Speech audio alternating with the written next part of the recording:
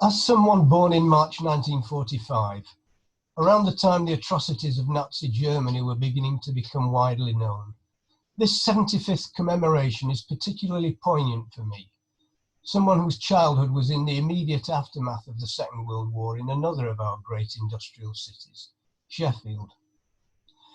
It perhaps did not cross our minds in those days why so many of our friends did not have fathers, or why we were at school with boys with Polish names, or had teachers called Rubinstein and Oppenheimer. At Remembrance Day services, the old men were World War I veterans, and the World War II veterans were younger than many of our parents. I travelled to school through a high street still scarred with burnt-out buildings from the Blitz, right until the late 1950s and beyond. The city of Newcastle suffered too. Over 100 civilians were killed and many more injured in several raids, and friends of my own aunt were killed by bombs which destroyed parts of Cheltenham Terrace and Guildford Place in Heaton. The Allies included forces from the USA, the Soviet Union, from all over the Commonwealth and from occupied Europe. Christian, Jew, Hindu, Muslim, Sikh, Gurkhas, Free French, Belgians, and notably Poles and Czechoslovaks, who distinguished themselves in the Royal Air Force in the Battle of Britain. Meanwhile, civilians worked in factories and mines and shipyards.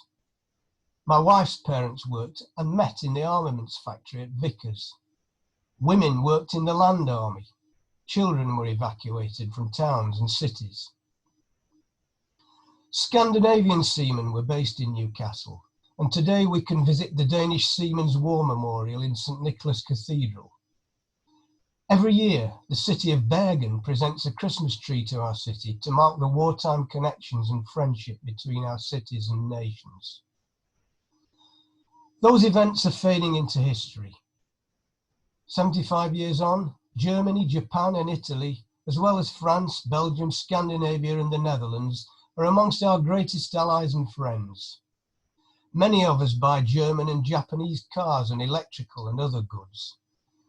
German, Austrian and Japanese companies contribute in significant ways to the economy of Tyneside in the northeast, notably Siemens, Liebherr, Egger, Nissan, Hitachi and Komatsu. Likewise, they're part of our own major export markets and will continue to be so.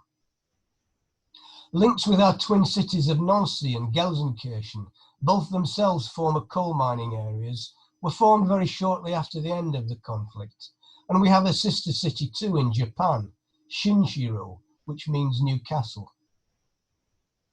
Today we remember those lost in that terrible conflict that ended in Europe 75 years ago, though it was to go on in the Far East until August. 55 million human beings perished for the opportunities and freedoms we enjoy today. In a world where there is again much conflict, we all need to remember their sacrifice and work to see that it was not in vain.